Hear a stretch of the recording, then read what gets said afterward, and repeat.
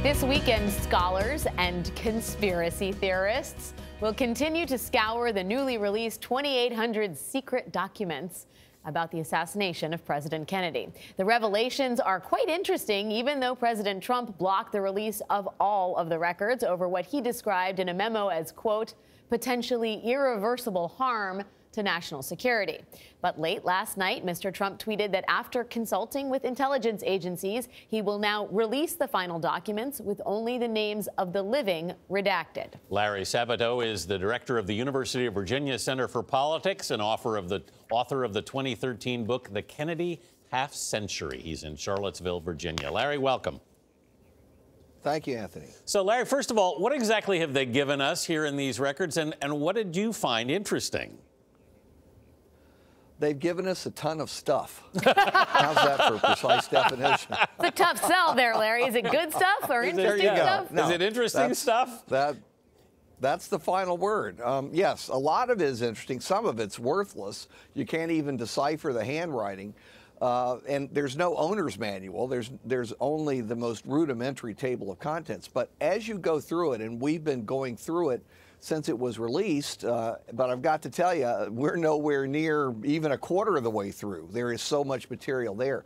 But you come across little nuggets that are fascinating. No big things, but a bunch of nuggets that can fill in some blanks maybe that have existed for a long time or augment your view of Oswald or other characters involved in the assassination. Well, everyone wants to know if Oswald acted alone, or at least conspiracy theorists do, Larry. So is there any evidence that he didn't act alone? I haven't seen it yet, but there are hints of various things. The FBI and the CIA checked out every rumor and piece of gossip they were given, every report that came in the weeks and months after the assassination, as you would expect and as they should have done. For example, they were trying to determine whether reports that Oswald had traveled with a companion down to Mexico City were true. From what I have read so far, they were never able to determine it one way or another, but it matters.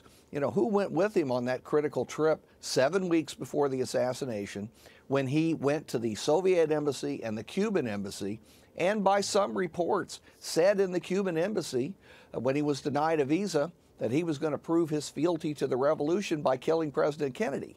That's kind of important. Yeah. And you wonder what happened to that information if indeed he said it. So much of this, after 54 years, no one's ever going to determine whether it's true or not. Right. So, Larry, among the stuff that you've looked at so far, what else stands out to you?